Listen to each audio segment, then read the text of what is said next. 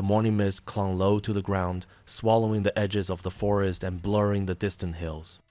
A small creek ran quietly beside an abandoned railway track, the water dark and cold. And on the damp earth, under a crooked pine tree, lay a cardboard box. At first glance, it looked like the kind of trash you'd expect in a forgotten place like this. Softened by rain, sides caving in, one flap ripped away, but inside there was movement.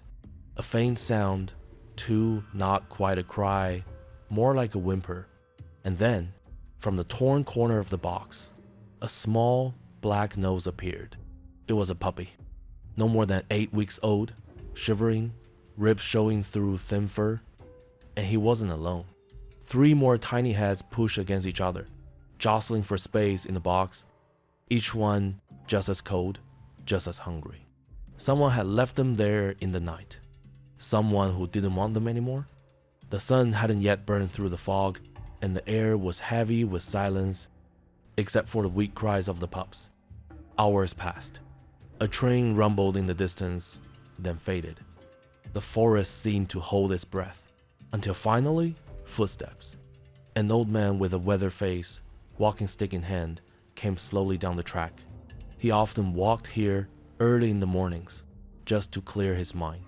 But today, something felt different. He stopped when he heard it, that faint sound, half lost in the wind. At first, he thought it was a bird, then a branch breaking. But no, there it was again, a thin, desperate cry. He followed it to the box. For a long moment, he didn't move.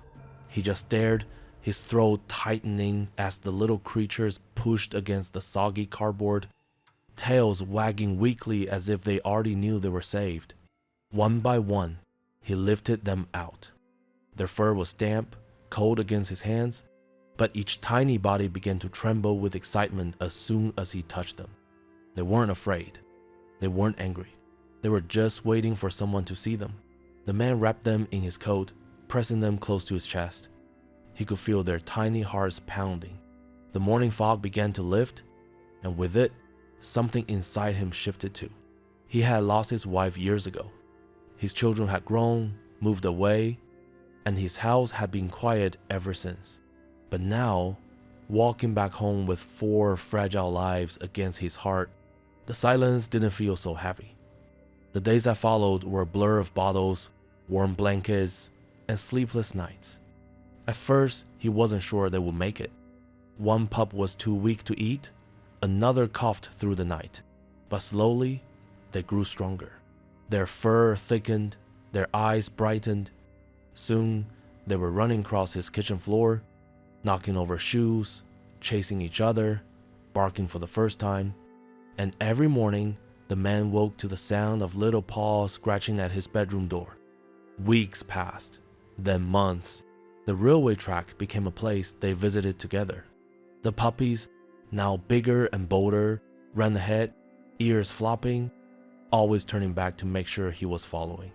One evening, as the sun set behind the hills, the man sat on the porch, all 4 dogs curled at his feet. The same cardboard box was there too, folded flat in the corner of the yard, a reminder of where their story began. Sometimes he thought about the person who had left them in that box, and though a part of him still ached with anger, another part felt grateful, because that one cruel act had brought them to him. If you ever pass down that old track and see a small wooden house with flowers on the porch, you might catch a glimpse of 4 happy dogs racing through the yard, their tails wagging like banners in the wind.